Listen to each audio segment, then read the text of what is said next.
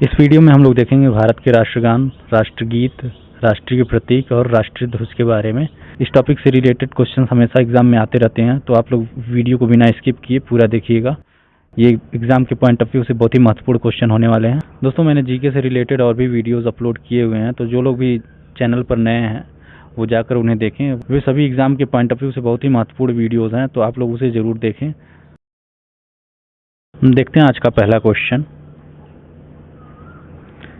स्वतंत्र भारत के राष्ट्रीय ध्वज का डिज़ाइन किसने बनाया था? दोस्तों, साथ साथ आप लोग भी क्वेश्चन को सॉल्व कर सकते हैं और अपने स्कोर को कमेंट बॉक्स में कमेंट कर सकते हैं। तो इसके ऑप्शंस हैं महात्मा गांधी, बंकिम चंद्र चटर्जी, रविंद्रनाथ टैगोर या फिर पिंगली वेंकैया। तो दोस्तों, इसका राइट आंसर होगा पिंगली वेंकैया। स्वतंत्र भारत के राष्ट्रीय ध्वज का डिज़ाइन पिंगली वेंकैया ने बनाया था। अगला क्वेश्चन है, भारत के राष्ट्रीय ध्वज की लंबाई और चौड़ाई का अनुपात है। भारत के राष्ट्रीय ध्वज की लंबाई और चौड़ाई का क्या अनुपात है? तो 3:2, 5:3, 3:4 या 2:3। तो दोस्तों, इसका राइट आंसर होगा 3:2।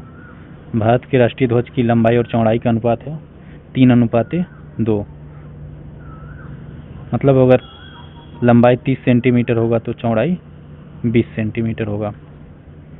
देखते हैं अगला क्वेश्चन। भारत के राष्ट्रीय ध्वज के मध्य में बने चक्र का रंग क्या है? दोस्तों, जो भारतीय तिरंगे में बीच में बना चक्र होता है वो उसे धर्म चक्र कहते हैं और वो गहरे नीले कलर का होता है।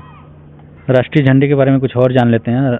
राष्ट्रीय झंडे में जो सबसे ऊपरी भाग होता है वो केसरिया रंग का होता है, बीच का भाग सफ़ेद रंग का और बीच में धर्म चक्र होता है नीले रंग का, और सबसे नीचे वाला भाग हरे रंग का होता है।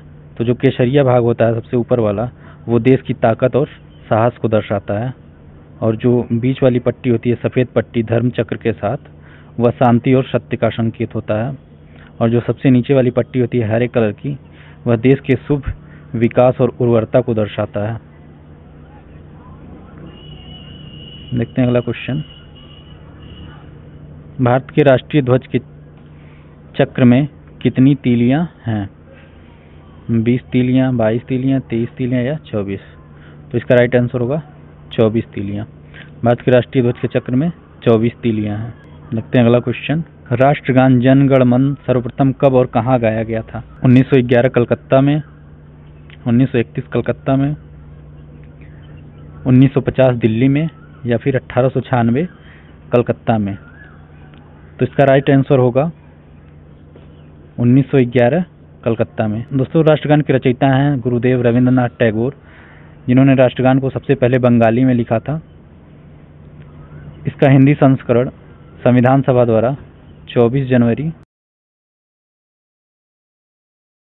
1950 को स्वीकार किया गया।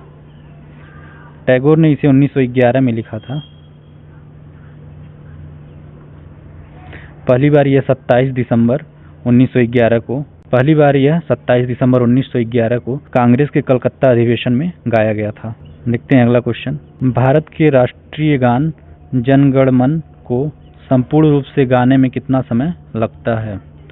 50 सेकेंड, 52 सेकेंड, 55 सेकेंड या फिर 59 सेकेंड? तो इसका राइट आंसर होगा 52 सेकेंड। भारत के राष्ट्रीय गान को संपूर्ण रूप से गाने में 52 सेकेंड का समय लगता है। देखते हैं अगला क्वेश्चन। भारत का राष्ट्रीय गीत है, तो भारत का राष्ट्रीय गीत क्या है?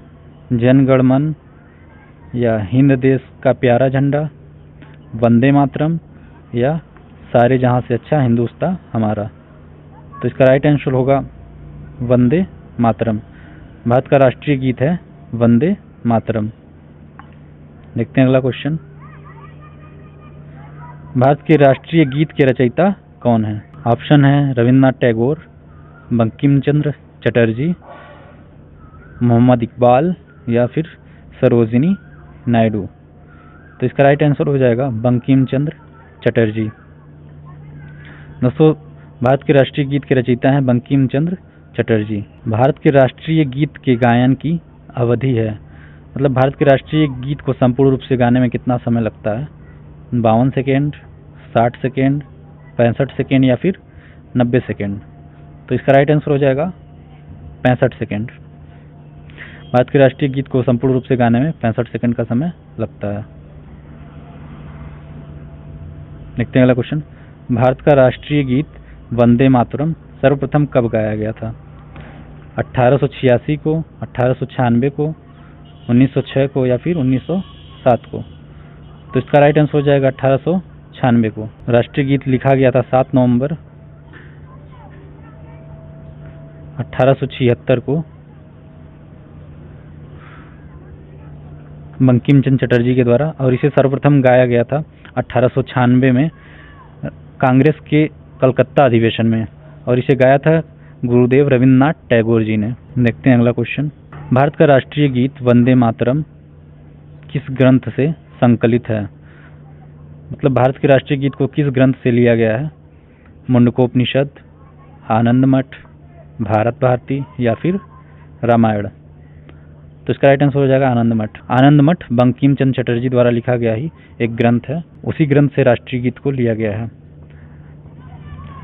दोस्तों जो मुंडकोपनिषद है ये शंकराचार्य के द्वारा लिखा गया है, ऋषि शंकराचार्य के द्वारा।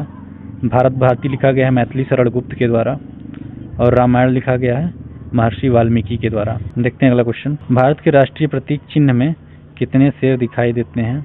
1, 2, 3 या फिर 4? तो दोस्तों जैसा कि आप लोग स्क्रीन पे देख पा रहे होंगे, भारत के राष्ट्रीय प्रतीक में 3 सिंह, 3 शेर दिखाई देते हैं। देखते हैं अगला क्वेश्चन। राज्य चिन्ह मतलब भारत का राष्ट्रीय प्रतीक जहाँ से लिया गया है वहाँ वास्तव में कितने सिंह हैं? 2, 3, 4 या फिर 5? तो दोस्तों आप लोग स्क्रीन में देख पा रहे होंगे, तो उसमें राज्य चिन्ह के मूल प्रतीक में 4 सिंह होते हैं। देखते हैं अगला क्वेश्चन। सारनाथ स्थित राष्ट्रीय स्तंभ का कौन सा भाग राष्ट्रीय प्रतीक के रूप में लिया गया है? शीर्ष भाग, मध्य भाग, आधार भाग या फिर पूरा भाग? तो इसका राइट आंसर होगा शीर्ष भाग। सारनाथ स्थित राष्ट्रीय स्तंभ का शीर्ष भाग राष्ट्रीय प्रतीक के रूप में लिया गया है। देखते हैं अगला क्वेश्चन, और ये इस वीडियो का लास्ट क्वेश्चन होगा। बाघ से पूर्व भारत का राष्ट्रीय पशु था? हिरण, नीलगाय, सिंह या फिर गैंडा? तो इसका राइट आंसर होगा सिंह। बाघ से पूर्व भारत का राष्ट्रीय पशु था सिंह। दोस्तों अगर आपको ये वीडियो अच्छा लगा हो तो लाइक करें, अगर आपको कोई सुझाव देना हो तो कमेंट करें, वीडियो को शेयर करें और हमारे चैनल को सब्सक्राइब करें।